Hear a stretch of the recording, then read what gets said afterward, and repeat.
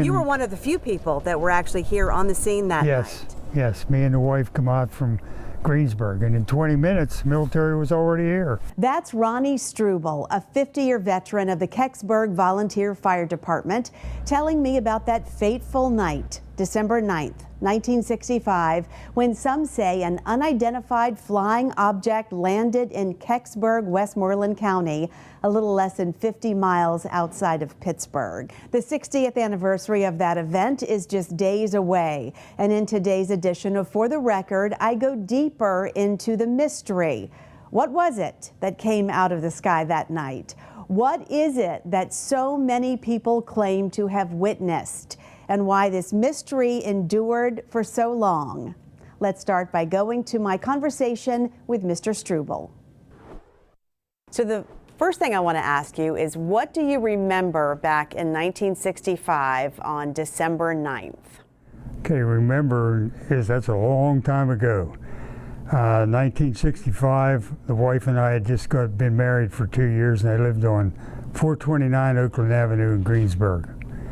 And during that time period, we had heard it on TV and the radio, and we seen a streak in the sky from Greensburg. So you looked up in the sky and you could see something flashing. We could see. What did you think it was? Well, at that point, you know, I was only 21 years old at that point. So, you know, we seen the orange streak in the sky, and of course they said then that it went down near a town of Weldytown.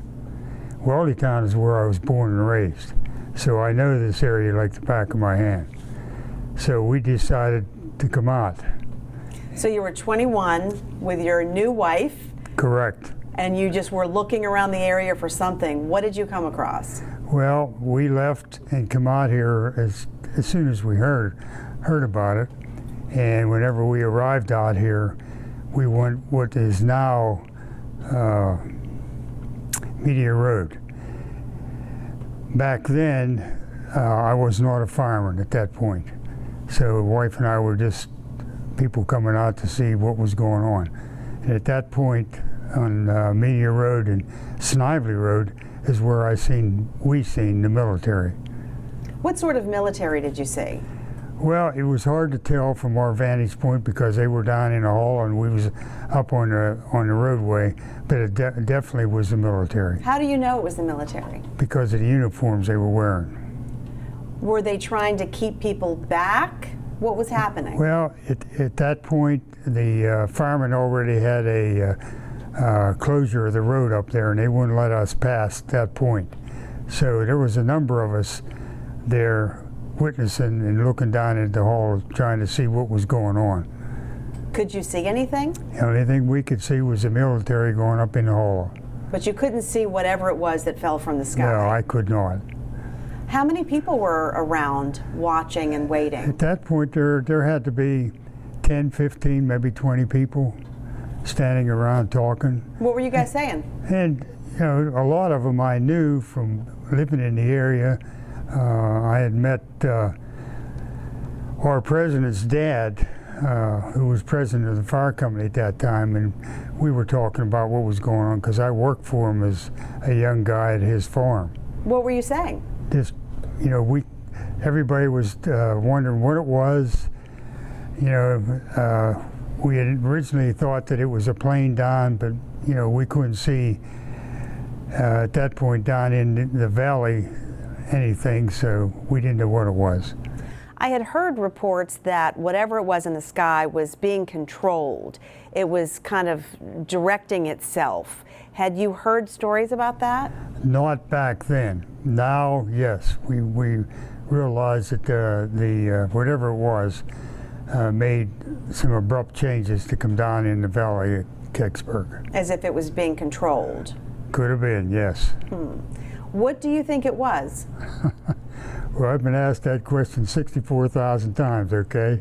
And, you know, obviously something happened because we've witnessed and talked to so many people that were there and see things that something was in that valley. What they took out, I have no idea. How do you know they took something out? Because initially the government came back the very next day and said, we didn't find anything. You are correct. Initially, they said that, but it's like the age-old saying here: if it looks like a duck and it quacks like a duck, it's a duck. Okay, so A lot of people saw something. many people that I've talked to over the years, we've been doing this for a number of years, and they've seen trucks going out of town. They've seen the military that was there, so I'm sure that something happened and something was taken out. Why do you think the government at first said there was nothing? We found nothing. $64,000 question, I don't know. What were they trying to stop everyone from finding out? Yeah, well, you know, back then, you know, we just thought it was a plane down. We didn't give it a second thought, and, you know, but now, yeah, there had to be something that happened back then. Have you talked to anyone personally who saw the object in the woods?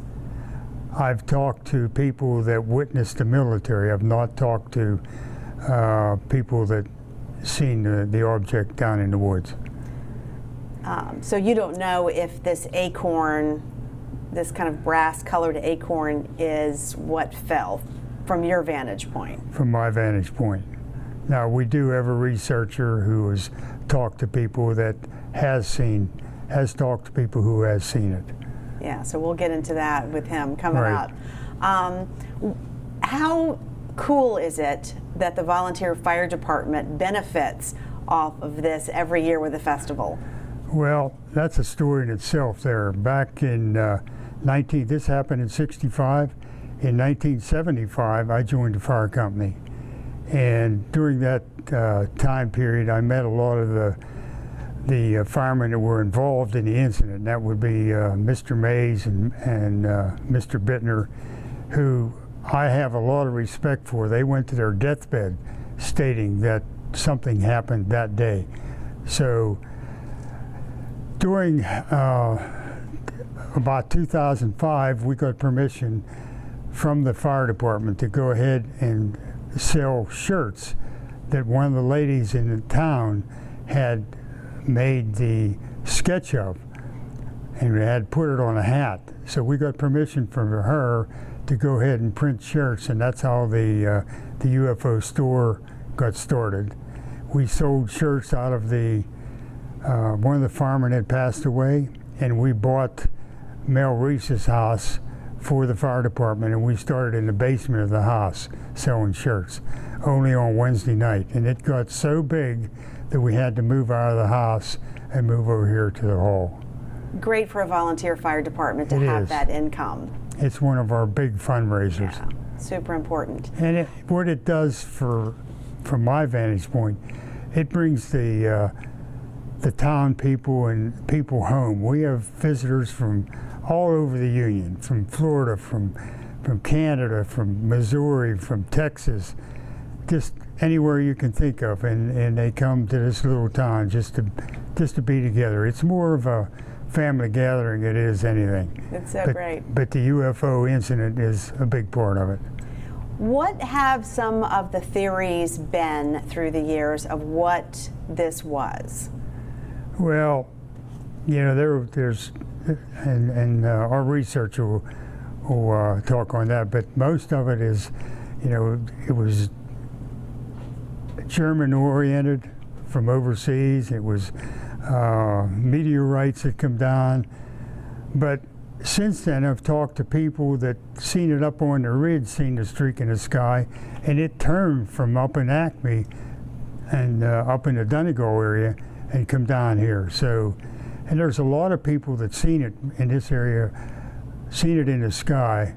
And if it moved and directed itself, changed directions, that does not sound like a meteorite. That's correct. Yeah, Or that's an correct. out-of-control plane part, or an out-of-control satellite Right. part. And the fact that there was no explosion, that it come down and was all one piece, so to speak, then you want to believe that it was controlled. So you've thought about this for 60 years. What is your conclusion as to what this thing is? Well, I have an open mind, and you know, I really don't know. But if you think about some of the shots that we put up and landed in the ocean, you know, there's a lot of similarity there. So you think it could have been from the U.S. government? Could have been, I don't know. Do you think we're ever going to find out? Well, someday we'd like to know, yes, but right now, for us, it's a good venture, money-making event for us, and we're capping on it. The people in the town love it. If it wasn't for the people in the town, we wouldn't have it. I went around, excuse me, before we started, and I asked all the homeowners in the town about reenact a festival for Kecksburg. And we had a fair years ago before this, and we shut it down because of the liability insurance. So I went around and asked them, and they said, "What are you waiting on? Get it going." So that's how it got started. So the mystery of what this thing is keeps the legend going. Yes, and there's more and more people coming forward that I visit, that visits our festival. They'll come to me and say, "Hey, my mom and dad was there," and they give me their story. You're learning new things every year. Yes. Still. Yes. Can you believe it's been 60 years? No, I cannot. We've been involved for that length of time, and it's been rewarding because I've met a lot of good people, and like I say, if it wasn't for the townspeople and the vendors in our area helping us, we wouldn't have it. Still ahead on For the Record. I know they're out there, but I have yet to see one. A man who's been studying the Kecksburg UFO incident for decades. What he thinks really happened.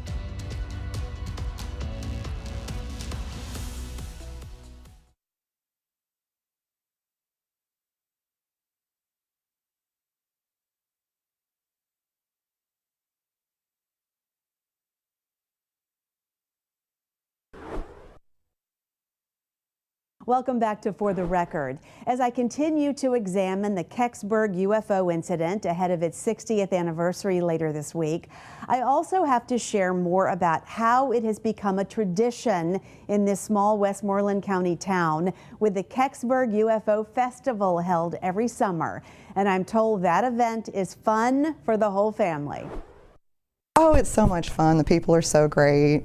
It's an absolutely fun time. I make a lot of tinfoil hats, as well as other things. We do a lot of things from our booth. This year we're going to have a kids' corner with a lot of our fun coloring books.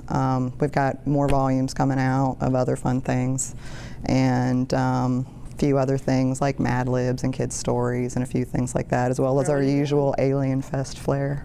And I'm going to have much more on the Kecksburg UFO mystery coming up in just 2 minutes.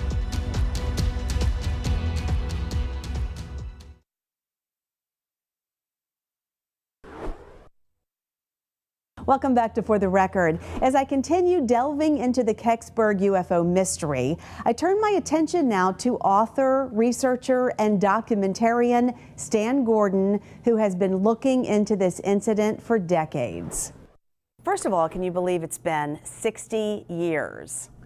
Hard to believe. I was 16 years old when it happened. I still remember that night just like it happened yesterday. Tell me all about it. What do you remember? On that evening, December 9, 1965, it's a Thursday evening, I heard the breaking news reports from the Pittsburgh area that evening that a brilliant fiery object had been seen over Ontario, Canada, over Michigan, Ohio, and Pennsylvania. Whatever the object was, it came in over the greater Pittsburgh area about 4:47 p.m., just as it's getting dark. And at that time, from all the reports we heard, the radio stations, TV stations, newspapers, police departments were just jammed with multiple reports coming in of this fiery object that was seen over the greater Pittsburgh area. As the evening went on, more reports were coming in that whatever the object was that came over Pittsburgh had fallen from the sky in a wooded area outside of Kecksburg, Pennsylvania. And then it got more interesting with reports that the military was now showing up in that area to search for an unidentified flying object. So it was a fascinating evening. I remember very well, we had the old black and white Zenith TV console, and I was running back and forth from the living room to my other room to listen on the radio, trying to get all the latest reports. And I was hopeful. I said, boy, I sure hope this makes the news the next day in the newspaper. So the first thing I did, went to the local newsstand the next morning, picked up all the local newspapers. And here's all the local newspapers. Everybody had a front page story about this. And what was the story? Well, the Greensburg Tribune Review had more than one edition at the time, and they had Army ropes off area, unidentified flying object falls near Kecksburg. That was the headline. And other papers all over had similar type of reports coming in. But interestingly, the later edition of the Tribune had that searches failed to find object. And it went on to say that there was a search at early morning hours, that they had found absolutely nothing.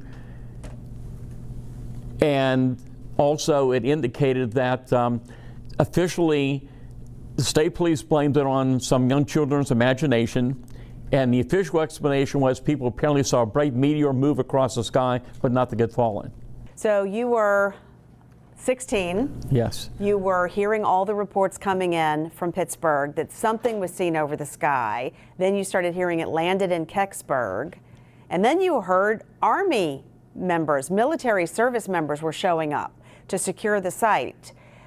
Tell me about what you know about what was happening on the site right after this object fell. Well, there was a lot we didn't know on that date or even the next day. And in fact, it took me months and years till I accumulated so much data from hundreds of different people who were involved in different aspects of this thing.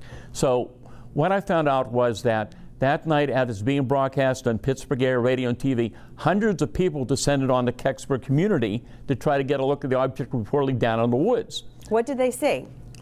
Well, interesting story is what we didn't know at the time was, first of all, the object came in over the greater Pittsburgh area. It moved out towards Westmoreland County, went over the city of Greensburg, made a turn to the south, where the old GB store used to be, or Giant Eagle is now, made a turn to the south. It's seen sequentially by people all along this community, some Marguerite, Mammoth, Norville, out to the mountains of Laurelville. And then we were told that it kind of hesitated over the mountain of Laurelville, began to track back outside of Kecksburg, made another slow turn down, and went down into the woods. What we didn't know at the time was that a number of the local people right in this area saw it come down very low over their head, and some of them saw it go down in the woods. So again, what we didn't know at the time was some of those local people went down soon after it fell. And that's when they came across this large, metallic, acorn-shaped object semi-buried in the ground. And what were they thinking at the time when they saw it? Well, the first thought was an aircraft was in trouble, an aircraft on fire that had fallen. That was their first thought going down into the woods, and that's what they are expecting to find. But this thing's about 10 to 12 feet in length, about 8 to 10 feet in diameter, like a big kind of off-gold, bronze-colored, metallic, acorn-shaped object. Interestingly, there was no weld marks, no seams, no rivet marks, no wings on it, and on the raised up back part like you have an acorn, witnesses saw some type of unusual symbols. Unfortunately, back then, they only saw it from different distances, didn't concentrate on it, and they don't have a lot of memory of what the actual symbols look like. But they realized whatever they saw was something quite unusual. And then, as we found out later, first you had the civilians coming in, saw it. Then you had volunteer firemen who were being called out from different communities to search for a possible downed aircraft. And then the military comes in. And once the military comes in, they apparently took control of all the operations in the area. And there are so many people I interviewed who had so many amazing personal encounters. How many people do you think saw the object before the military came in? Well, if you're talking about in the sky, we have no way of knowing. There could be thousands. No, I meant down on the ground. Very few. Very few got down. Just a handful. Just a handful got close enough, but a lot of people saw it going out on the military flatbed tractor trailer covered with a tarp. That's another whole story. You know, there were so many little details over the years that I got from so many individuals that I didn't talk about for years and years until I had enough independent confirmation. One of those details was there was not one, but 2 military flatbed tractor trailers with big searchlights on the scene that night. And that's an interesting story in itself. I can tell you the one with the object went out around 1 o'clock in the morning. It was taken to Lockbourne Air Force Base near Columbus, Ohio, with a military convoy. It was backed into a hangar at the base. They set up a security perimeter around that hangar. It stayed there for a short time, then continued on to Wright-Patterson Air Force Base. Why are you so confident in that? Because the next morning, the government said, we didn't find anything. I can tell you, when you talk to so many credible people, including military sources, who were involved in certain aspects of this, Different people confirmed the fact that it went to Lockbourne Air Force Base. Then later, others confirmed seeing it at Wright-Patterson Air Force Base.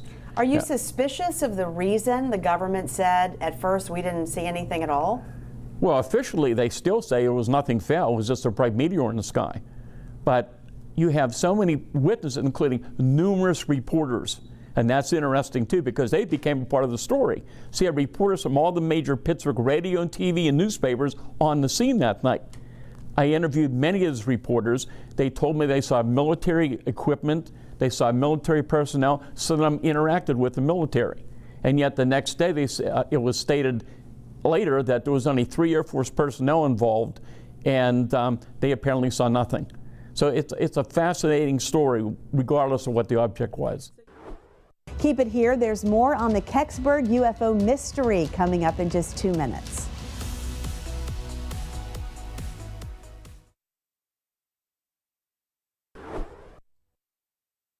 They denied anything had happened, but clearly something had happened.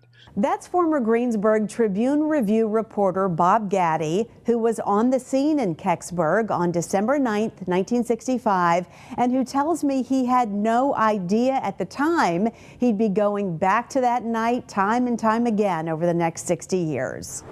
I thought that was the end of the story.